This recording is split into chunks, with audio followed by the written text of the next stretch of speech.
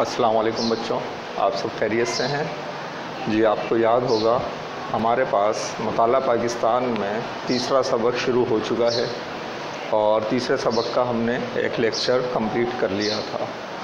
उस लेक्चर में हमने जो आखिरी बात पढ़ी थी वो थे करारदाद मकासिद के बारे में हम पढ़ रहे थे, जो 1949 में पेश की गई थी और इस करारदाद को इस्लामी जमहूरिया के आइन में एक ख़ास हैसियत हासिल है, इस वजह से उसको यहाँ शामिल किया गया था। अब हम लोग पढ़ेंगे आज 1956 का आइन। जून 1955 में दूसरी दस्तूर साज असम्बली मुंतखब हुई और आइन साजी का काम शुरू हुआ और 1 साल से भी कम अरसे में मुल्क का आइन तैयार किया गया, जो 23 मार्च 1956 ईस्वी को नाफिज हुआ। आपको याद होगा पहली दस्तूर साज असम्बली जो बनी थी वो उसने बहुत सारी तजावीज़ तो पेश की थी, लेकिन वो असम्बली ही तोड़ दी गई थी और कोई कानून पास नहीं हो सका था। अब 1956 ईस्वी का जो आइन है उसके नुमाया खदोखाल हम पढ़ते हैं। यहाँ पहला जो उसमें पॉइंट शामिल किया गया है वो ये है, इस आइन के इब्तिदाइया में ये कहा गया है कि हाकमियत और इक़्तिदार आला अल्लाह ताला के पास है और पाकिस्तान को इस्लामी जमहूरिया करार दिया गया, यानी कि अल्लाह ताला इस पूरी कायनात का मालिक है, असल हाकमियत तो उसी की है और पाकिस्तान वो मुल्क है जहाँ पर उसके या इस्लामी जमहूरिया यानी कि इस्लामी कवानीन जिसमें नाफिज किए जाएंगे। मुल्क में वफाकी पार्लिमानी निज़ाम हुकूमत कायम किया गया, यानी तमाम सूबे एक वफाक के तहत काम करेंगे, एक वफाकी हुकूमत होगी और उसके नीचे बाकी सब जो सूबे हैं वो वफाक में शामिल होंगे। तीसरा, गवर्नर जनरल की जगह सदर ने ले ली।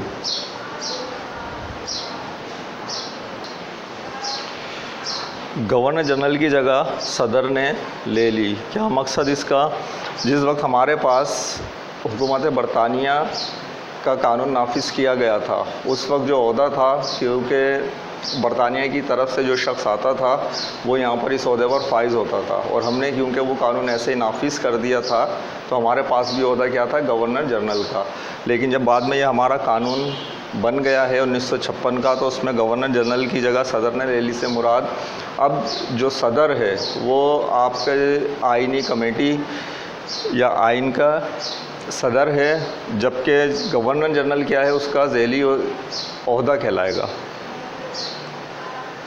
चौथा पॉइंट, हुकूमत के वफाकी निज़ाम के तहत मरकज़ और के दोनों सूबों यानी साबका मशरक़ी पाकिस्तान और मगरबी पाकिस्तान के दरमियान इख्तियारात का तयन किया गया। बावजूद इसके कि ये दोनों मुल्क जो अब इस वक्त उस वक्त एक ही मुल्क का हिस्सा थे, लेकिन क्योंकि इनके दरमियान फ़ासला बहुत ज़्यादा था और दीगर मसाइल भी थे जो अभी हमारे पास इसी सबक में आगे आने वाले हैं, इसलिए दोनों सूबे उस वक्त कहा गया इनको और इन सूबों के दरमियान इख्तियारात जो हैं उनका तयन किया गया कि किस सूबे को कितने इख्तियारात हासिल हैं और इसमें मरकज़ी किरदार कौन सा सूबा अदा करेगा। पाँचवां, इस बात की ज़मानत दी गई कि मुसलमानों को इस्लामी तालीमात के मुताबिक ज़िंदगी गुजारने के तमाम मौक़े मुहैया किए जाएंगे। छठा पॉइंट, हुकूमत पाकिस्तान दुनिया के तमाम मुस्लिम ममालिक से करीबी और दोस्ताना ताल्लुकात कायम करेगी। सातवां, सरबराह मुमलिकत एक मुसलमान होगा, यानी कि आप के मुल्क में वैसे तो जो अक़लियत हैं उनको इख्तियार हासिल है कि वो लोग भी क्या इलेक्शन में खड़े होते हैं, अपनी जगह की नुमाइंदगी करते हैं, लेकिन कोई भी पार्टी कितनी बड़ी या कितनी भी पावर में आ जाए, सदर जो होगा वो हमेशा कौन रहेगा, मुसलमान ही रहेगा और मुसलमान ही चुना जाएगा। आठवां, कोई ऐसा कानून नाफिज नहीं किया जाएगा जो इस्लामी उसूलों यानी कुरान और सुन्नत के ख़िलाफ़ हो और अगर ऐसा कोई कानून मौजूद होगा तो उसमें तरमीम की जाएगी, उसको तब्दील कर दिया जाएगा। नौवां पॉइंट, सदर पाकिस्तान एक कमीशन तश्कील देंगे जो तमाम मौजूदा कवानीन का जायज़ा लेगा और इनमें ज़रूरी तरमीम की सिफारिश करेगा। सदर पाकिस्तान क्योंकि आइन के जो है वो सदर हैं, आइनी सदर, और वही कमेटी तश्कील देंगे, उसमें मेंबरान होंगे। वो इस चीज़ का जायज़ा लेंगे कि कहाँ कहाँ पर सुकम है या कहाँ कहाँ पर जो है इस्लाह की अभी ज़रूरत है, उसमें वो ज़रूरी तब्दीली करेगी कमेटी। किस चीज़ से? मुशावरत से। 10वां पॉइंट, गैर मुस्लिम अक़लियतों के हुकूक़ को मुनासिब तहफ़्फ़ुज़ फ़राहम किया गया। आपके पास जो अक़लियतें हैं उनको कानूनी तौर पर तहफ़्फ़ुज़ दिया गया है।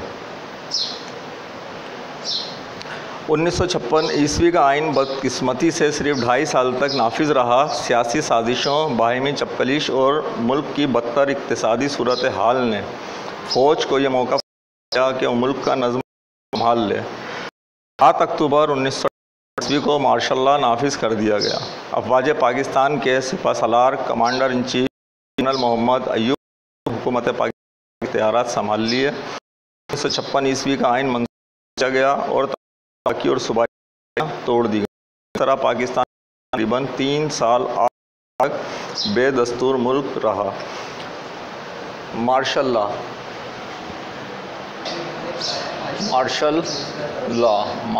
क्या है? आपका फ़ौजी कानून। फ़ौजी कानून में क्या होता है? आपकी जितनी असम्बलियाँ हैं वो तोड़ दी जाती हैं, फ़ौज मुल्क का नज़्म व नस्क़ संभाल लेती है। ऐसा उस वक्त होता है जब कि आपकी वफाकी हुकूमत और सूबाई हुकूमतें अपना काम करने में नाकाम रहती हैं। मजबूरन फ़ौज उनसे इख्तियारात लेकर, क्योंकि मुल्क की दिफा फ़ौज का काम है, मुल्क में इंतशार और बदअमनी ना हो, इस वजह से फ़ौज को मामला अपने हाथ में लेना पड़ता है। लेकिन ये कोई अच्छी अलामत नहीं है। इस कंडीशन में जो दूसरे ममालिक हैं वो आपसे तिजारत नहीं करते। इसके बाद हमारे पास जब ये 1956 का आइन ख़त्म हुआ, फ़ौजी कानून आए, उसके बाद जो दूसरा आइन आया है वो आया है 1962 ईस्वी का आइन।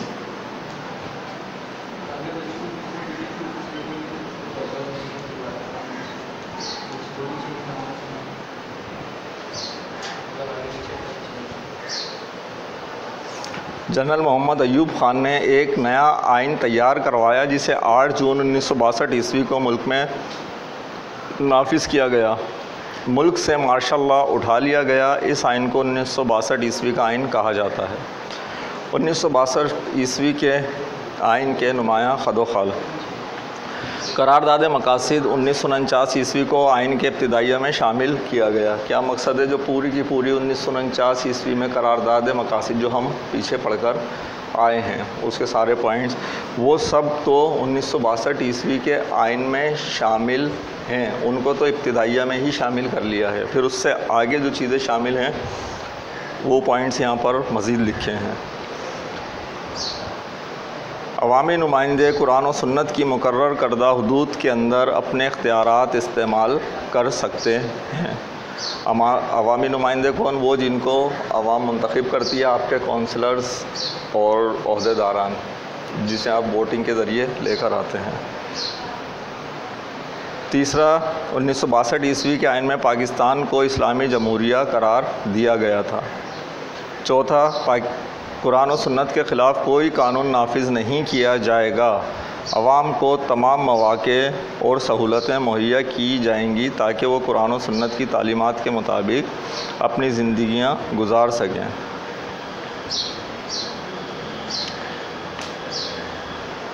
इस्लामी मुशावरती कौंसल कायम की गई जिसका मकसद ये था कि कवानीन में गैर इस्लामी दफ़ात की निशानदही करे और इन कवानीन में ऐसी तरामीम की सिफारिश करे जो इन्हें इस्लामी उसूलों कुरान और सुन्नत के मुताबिक ढाल दे।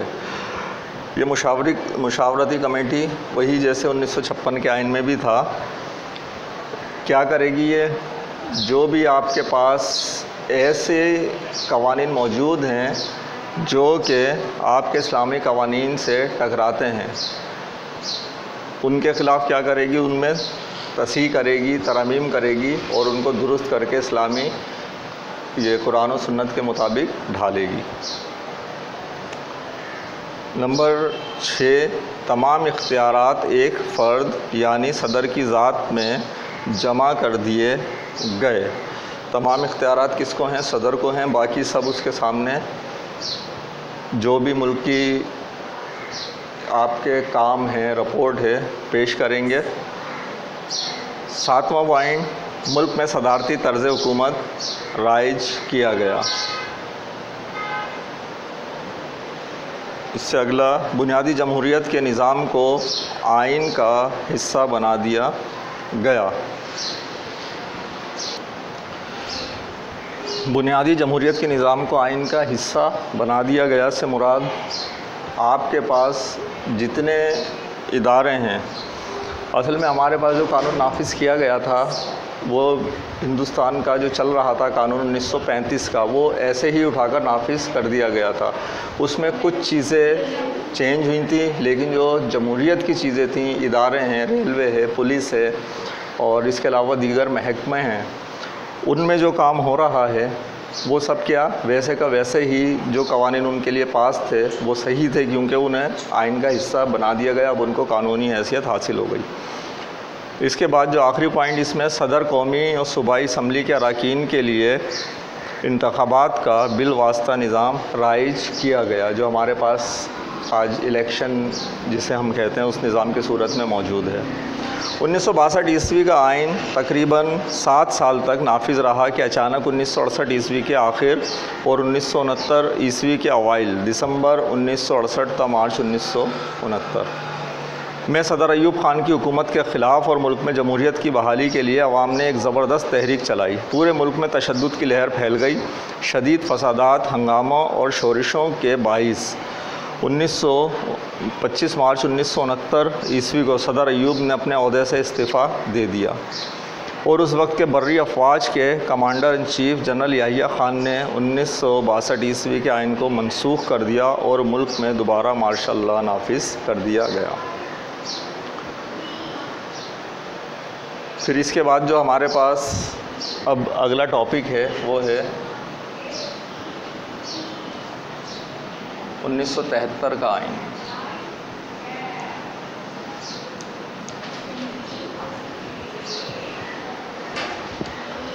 मार्च 1969 ईस्वी में मार्शल लॉ के निफाज के वक्त ये वादा किया गया मेरे ख्याल ये इतना सारा भी काफ़ी हो गया है, यहीं तक रखते हैं काम हमारा, इसका हमें काम भी करना है, ठीक है।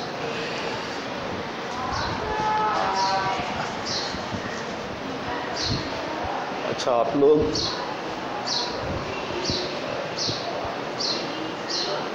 कॉपी निकाल लीजिए। सबसे पहले तो हम एक सवाल करेंगे।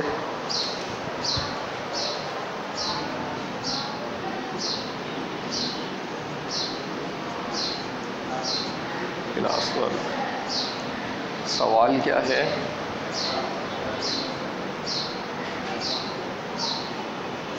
उन्नीस 1956 ईस्वी के आइन के बुनियादी खदोखाल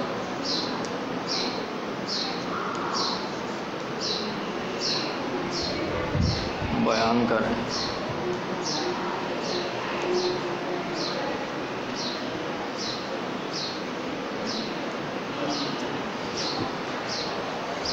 ठीक है, वही जो उसके बुनियादी कवानीन हैं उसमें पास हुए हैं उनको हमें लिखना है, ठीक है। हो गया सवाल। अब हम ब्लैंक्स लेंगे, कुछ खाली जगह हैं, खाली जगह लिख लीजिए। क्लास वर्क में ही है ये हमारा काम।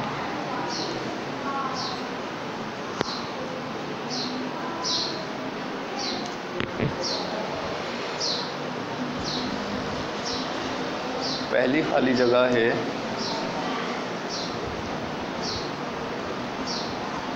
इब्तिदाई इंसान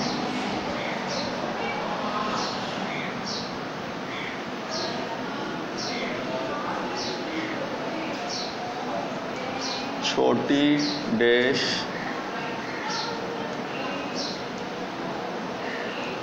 इकाइयों में रहता था।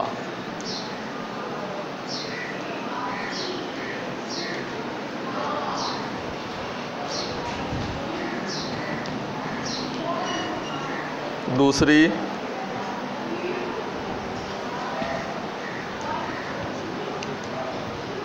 अपने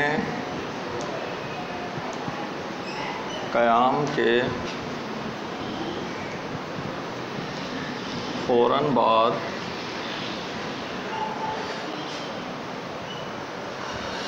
पाकिस्तान को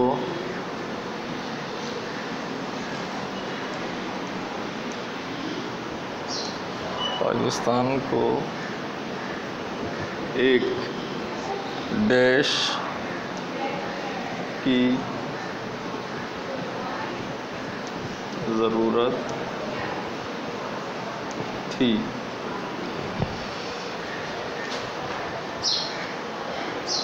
तीसरी,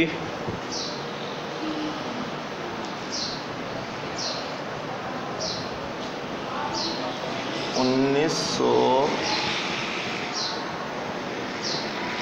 56 के आइन के इब्तिदाइया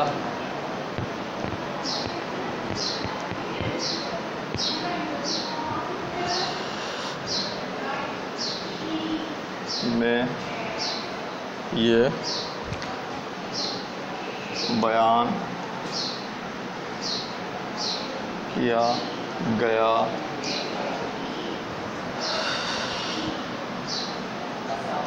है कि डैश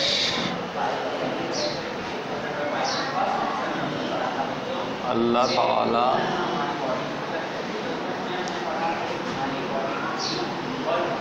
के पास है। ठीक है बच्चों, ये 3 हो गई। एक और लिखनी है, मैं ये यहाँ तक मिटा रहा हूँ। ये काम हम लिख चुके।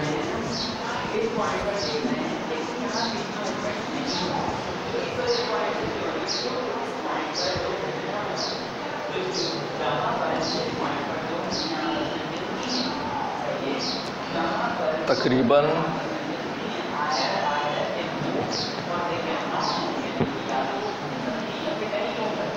डैश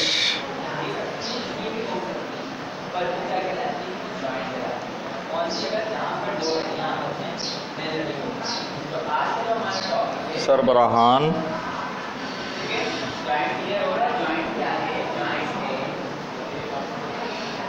मुस्लिम सॉरी बच्चों, ये जो इसमें बात बोली गई है वो हमने अभी पढ़ी नहीं, तो ये वाली खाली जगह छोड़ देते हैं।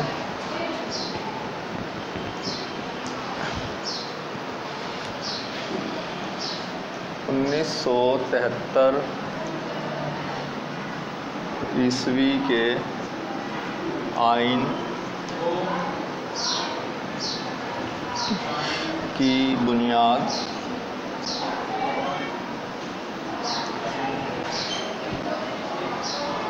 डैश पर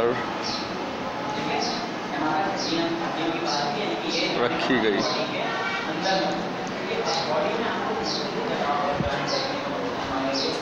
ठीक है, ये तो हमारा आज का काम। इंशाल्लाह अगले लेक्चर में आपसे मुलाकात होती है। अल्लाह हाफ़िज़।